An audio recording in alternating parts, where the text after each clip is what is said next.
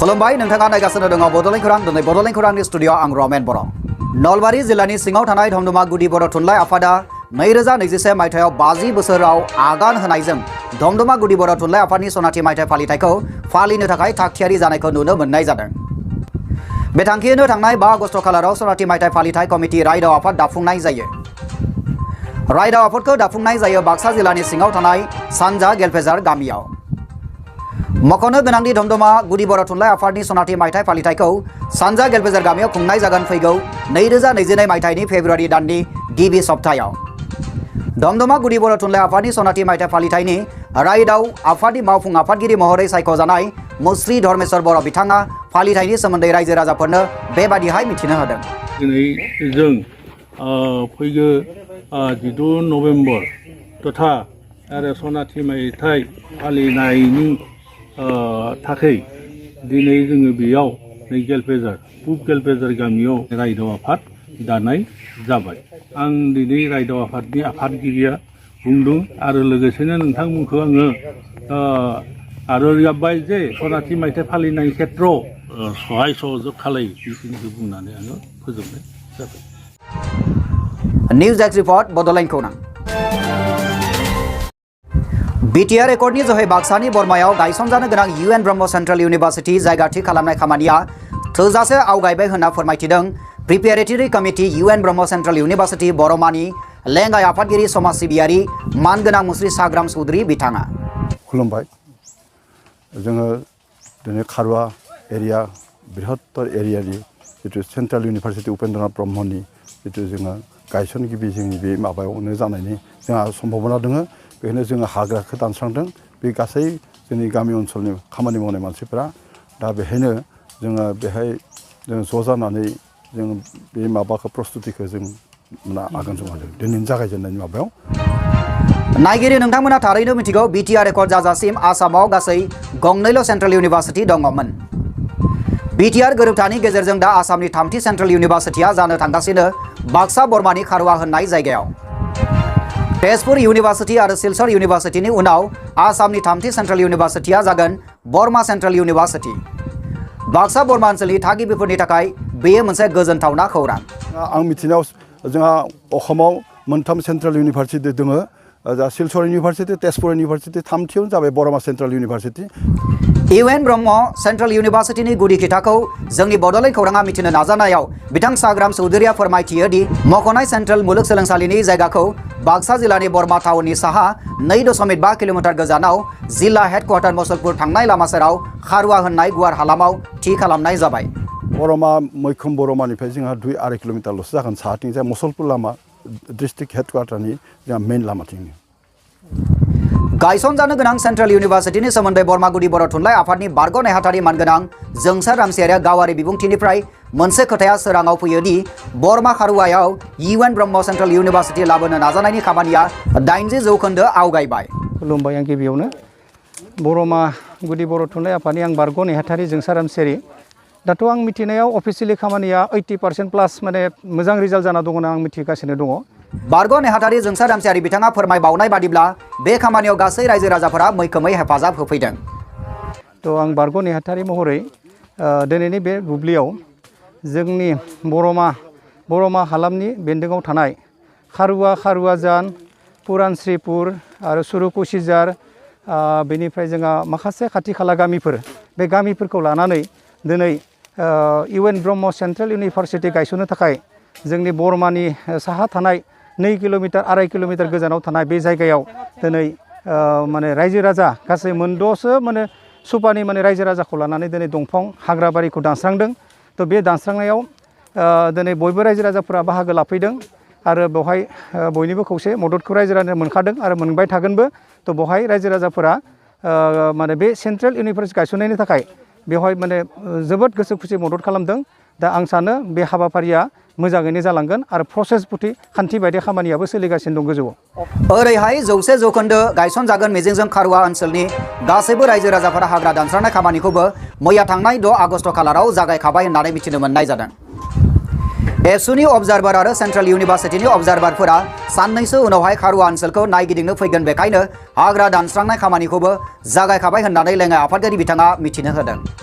दा बेहाय सेन्ट्रेल इउनिभारसिटिनि अबजारभार आरो आबसुनि सेन्ट्रेल माबाफ्रा बे सानसेयानो जोंनि माबाफोरखौ लाना जोंनि सेन्ट्रेलनि अबजारभारफोरखौ लाना फैगोन बेखायनो जोङो गासै एरिया लोगो नांनानै जोङो हाग्राखौ दानस्रांदों आरो जों बेसेबां गामिया बे खामानियाव लोब्बा दङ होनना सोंनायाव गामिनि अनजिमाखौ बिथां लेङाइ आफादगिरि साग्राम चौधुरीया बुंथियो दि गासै गं 14 सुबाफोरा लोब्बा दङ जोंहा बे गामियाव 14तासो सुब्रैसो दङ जोंहा बे गामिया जाबाय जोंहा पुरान श्रीपुर आरो पश्चिम खारुवा आरो जोंहा बै बर खारुवा खारुवाजान खारुवा बाताबारि सैबारि फिसा उन्दै आरो बेनिफ्राय खारुवाजान बाटासारा जोंहा नाखथिपार फामो आरो बेनिफ्राय जोंहा कुसिजार बेखौबो गासै कलबारिखौ लोगो नांनानै जोंहा 14तासो जोंहा सुबुरि बिदि गायसननो थाखाय गोनां जानाय हानि बिबांनि बेलायाव बिथां चौधुरीया बुंथिनाय बादिब्ला बिथांमोना गासै 2000 बिगा हाखौ होनो थाखाय थि खालामबाय दा बेहाय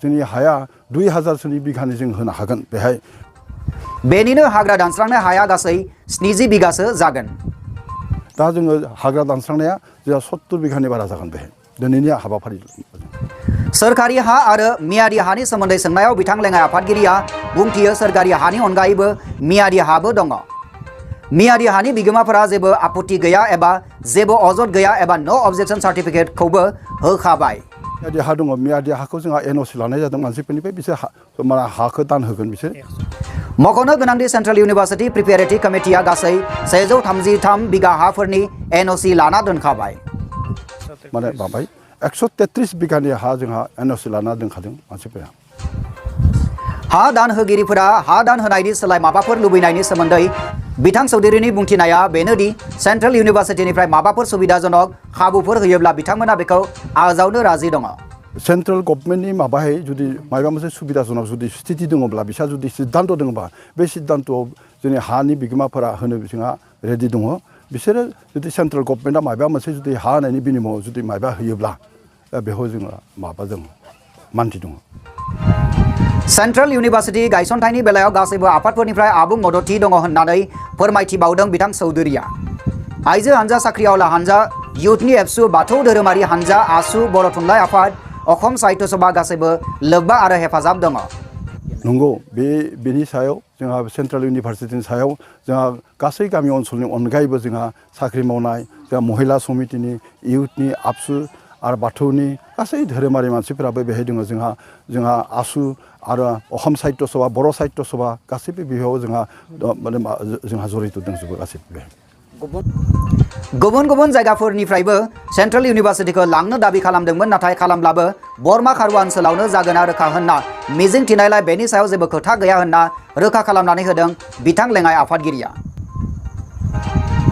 बिथांनि बादिब्ला मोन 38 बिफान एबा डिपार्टमेन्टफोरखौ दाब दाब जायगायाव लाङोब्लाबो खारुवा ओनसोलाव 2000 बिगा हा दंखायो जोंहा बिनि सायाव जेबो खोथा गैया जोंहा बरमानिफ्राय जोंहा मैखुलिथिंबो दाबि खालामदोंमोन जोंहा कदमतल नमाथिंबो दाबि खालामदोंमोन जोंहा आलाकजारथिं दाबि खालामदों जोंहा देबसाराथिंबो खालामदोंमोन जोंहा जिहेतुके जों मिथिनायाव 35निफ्राय 38टा डिपार्टमेन्ट 35टा डिपार्टमेन्टआव जोंहा दाब दाब जायगायाव जुदि डिपार्टमेन्टखौ जुदि लाङोब्लाबो जोंहा बृहत्तर खारुवा एरियायाव लोगो नांनानै सरकारि हायानो आरो प्राइभेटनि हाफोरखौ लोगो नांनानै जोंहा एनअसि लाखानायनि माबायाव जों 2000 बिगा बेहाय होनो हागोन बेल' नङा सेन्ट्रेल इउनिभार्सिटि गायसनथाय जायगा थि खालामनाय खामानिया थोजासे आवगायबाय जाहोनाव हाग्रा दानस्रांनायनि बिथोनबो मोनखाबाय खामानिया जों मिथिनायाव जों नाजानायाव खामानिया जथेस्थ जोंहा दावगाबाय जायनि थाखाय जोङो माबा हाग्रा दानस्रांनायखौ हाबाफारिखौ लानो जोंखौ इन्सट्राक्सन हरदों आरो बिसोर फैनानै बे हाग्रा दानस्रांनाय माबायाव जों हाफोरखौ नायगोन आरो बेखायनो जों मोजाङैनो दावगादों होननानै बा सासिं जोंहा दावगादों होनना जोंहा कनफिडेन्स दङ आरो बेहायनो सेन्ट्रेल इउनिभार्सिटिया जानाया जोंहा सियर होनना जों खारुवा बाखि मानसिफोरा जों सानखानाय लादों माबे समनिफ्राय लुफुंथाय खामानिया जागायगोन होनना सोंनायनि फिननायाव बिथाङा बुंथियो आगस्ट दानावनो बेखेवनाया जाफुङोब्ला 2 बोसोरनि गेजेरावनो लुफुंथाय खामानिया जागायगोन गनायथि माबायोब्ला हमना ला आगस्टनि भितराव जुदि बिसोरो बेहाय माबायोबा ओपेनिं खालामोब्ला जोंहा 2 बोसोरनि भितरावनो बिसोर माबाखौ मोनजोबगोन हा हुखौ मोनगोन आरो बिसोर बेसेबां कनस्ट्राक्सनखौ खालामनानै बिसोरो जोङो सेन्ट्रेल इउनिभार्सिटिखौ गायसंनानै क्लास खालामनाय बिभिन्न रिसार्च माबाखौ खालामनाया बिसोरनि सायाव जागोन जानो गोनां आसामनि थामथि सेन्ट्रेल इउनिभार्सिटिनि सायाव मा मिजिं दङ होनना सोंनाय सोंथिनि फिननायाव चौधरी बिथाङा बुङो गायसनजानो गोनां बर्मा सेन्ट्रेल इउनिभार्सिटिनि जोहै बर्मा ओनसोलनि रांखान्थियारि राजखान्थियारि फालांगियारि मुलाम्फा जानायजों लोगोसे दावगाथाय मोनगोन होननानै मिजिंथिदों। आं सेन्ट्रेल इउनिभार्सिटिनिफ्राय जोंहा आं मिथिनायाव जोंहा अखमाव मोनथाम सेन्ट्रेल इउनिभार्सिटि दङ। जा सिलचर इउनिभार्सिटि तेजपुर इउनिभार्सिटि थामथियावनो जाबाय बर्मा सेन्ट्रेल इउनिभार्सिटि। बेखायनो जोंहा बे नर्थ इस्टनि माबायाव गासैखौबो कभार खालामनानै बा इन्डियानि माबा अनगायैबो जोंहा सेन्ट्रेल इउनिभार्सिटियाव रिसार्च गवेषणा खालामनायनि दाब दाब जायगानिफ्राय फैनानै जोंहा बेयाव अर्थनैतिक सामाजिक राजनैतिक बिभिन्न धरनै बेहाय जोंहा बेबसाय बानिज्यआबो बेयाव उन्नत जागोन होननानै जोंहा बेयाव मिजिंथिनो हायो। जायगायारि एबा लकेलिटि होननानै खथा लुबैनायनि सोमोन्दै बुंथिनाया बेनोदि जायफोर इउनिभार्सिटिनि मुङाव हा दान होगोन बिसोरनि नखरा थामथि एबा ब्रैथि थाखोनि मासिनि साख्रिखौ मोनगोन होननानै बिथाङा मिजिंथिदों।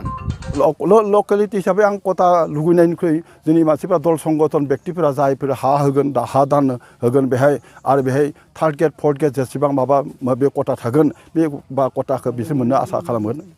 बे मोननो आसा खालामगोन निस्सय। मख'नो गोनांदि बे खामानियावनो बर'फोरनि अनगायैबो गुबुन रावारि सुबुंफोराबो हेफाजाब आरो मदद होफैनायखौ नुनो मोननाय जादों। মোৰ পৰিচয় শ্ৰী দিবাকৰ বৰ্মন, মোৰ ঘৰ খাৰুৱাত আৰু মোৰ এইখিনিতে ঘৰ। মই বৰমাৰ বাসিন্দা হিচাপে চেণ্ট্ৰেল ইউনিভাৰ্চিটি আমাৰ প্ৰথমতে মই ধন্যবাদ জনাইছোঁ আমাৰ বিটিয়া চুক্তিৰ অন্যতম এজন ভূপেন বড়ো বডোচা তেখেতে লাগি তেখেতৰ কাৰণে আমি ইউনিভাৰ্চিটিখন বৰমাত পাইছোঁ আৰু সেই বৰমাত তেখেতো ইউনিভাৰ্চিটিৰ দাবীদাৰ হিচাপে তেখেতক মই অশেষ ধন্যবাদ জনাইছোঁ। প্ৰথমতে এতিয়া আমাৰ এই কাৰ্যসূচীত আমি আৰম্ভণিৰ পৰাই আমি বিভিন্ন দল সংগঠনৰ সহযোগ সম্পূৰ্ণ পাই আহিছোঁ। যেনেকৈ আমাৰ গাঁও কমিটিবিলাক বা আমাৰ বড়ো সাহিত্য সভা বাথৌ বা আপচু বা আমাৰ যিখিনি জেনেৰেল মানুহ তাৰো যিখিনি সাহিত্য সভা আছে আছু আছে বা আমাৰ যিবিলাক সংগঠন আছে বা গাঁৱৰ সমাজবিলাক আছে সকলোৰে সহযোগ আমি সম্পূৰ্ণ পাইছোঁ। बे बुब्लियावनो रायजो राजाफोरा मा बुंनो नागिरो बेनि सोमोन्दै जों नोंथांमोननो बेखौनो बुंनो हागोन दि रायजो राजाफोरा गासैबो हेफाजाब होनो सिगांबोदों आरो गासैबो थागथियारि जाखानानै दङ। आंनि मुङा मोनसे नरेश्वर रामसियारि। बबे गामिनि? आङो पुरानश्रीपुर गामिनि। आङो नैबेहाय इउएन ब्रह्म जि सेन्ट्रेल इउनिभार्सिटि बेनि जा जों जि माने गायसननो जिखिनि हा नांगौ बे हाखौ दिहुननो थाखाय जों नैबेखिनि जाहारखौ दानस्रांगासिनो दं। दा फ्राय बेयाव गासै जोङो बे खाथि खालानि फ्राय जों 6टा सुपासोनि रायजो राजाफोरा ज' जानानै बे हाग्राखौ दानस्रांगासिनो दं आरो दा। नोंथाङा सेन्ट्रेल इउनिभार्सिटिखौ लानानै बेसेबां खुसि? आं जोबोद खुसि मानोना जोंनि बेखिनि एरियायाव जुदि बे सेन्ट्रेल इउनिभार्सिटिया जुदि गायसनजामारोब्ला जों जोबोद सुखि जागोन। आंजों लोगोसे बे खाथि खालानि गासै रायजोफोरानो सुखिया आरो। इउनिभार्सिटिखौ लाना माबाफोर मिजिं दङ? दं जिहेथु जोंनि बे ओनसोला माने जोबोद उनफिनना थानाय ओनसोल। बेवहाय जुदि जोङो सेन्ट्रेल इउनिभार्सिटिखौ जुदि गायसननो हायोब्ला उनाव जोंहा गोबां माने जौगानायनि माने लामाखौ जों नुहुरदों आरो बे ओनसोलनि रायजो राजाफोरा। बेनि प्रसेसा माबायदि? आदसा दा बिनि प्रसेसा माबायदि होनोब्ला जोंहा बरमायाव मोनसे सेन्ट्रेल इउनिभार्सिटि कमिटिनि थाखाय मोनसे थारमाने जोंहा बरमा हालामनि गासै माने रोंगौथि गोनां सुबुंफोरखौनो लानानै मोनसे preparatory committee UN Brahma central university committee दाफुंजादों थांनाय 27 जुन 2021 खालाराव।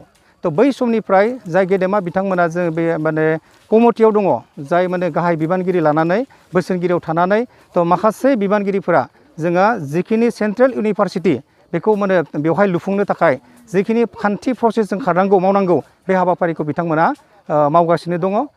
दा बे हिसाबैनो जोंनि माने हाबाफारिया सोलिबाय थादों आरो जाफुंगोन होननानै आं मिजिंथिनाय दङ। बिटिआरनि गासै नायगिरि बिथांमोनखौ मा बुंगोन? बिटिआरनि बिथां नायगिरि बिथांमोनाथ' जेरैहाय सुक्तिनि दफा बायदिबा सुक्तियाव जेरै बरमा होननानै सेन्ट्रेल बे इउनिभार्सिटिखौ बरमायावनो गायसननायनि मोनसे माबा होनाय दंखायो दफायाव। बे हिसाबै बिटिआरनि बे नायसंगिरिफोराबो बेयाव होनायनि बिथांमोनाबो आसा होदों आरो। नांगौ बायदि हाखौ होनो हागोन ना नोंथांमोना?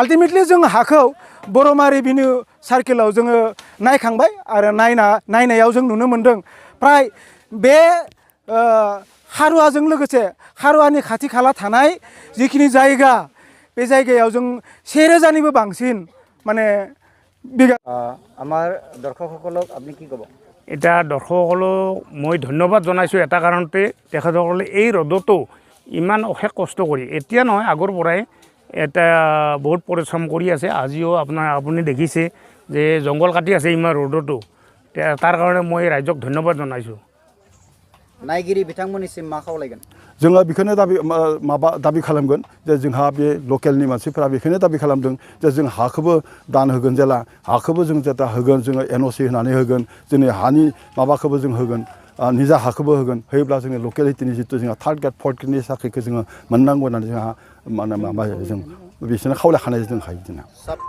Baksa Burma news desk report Bodoland खौरां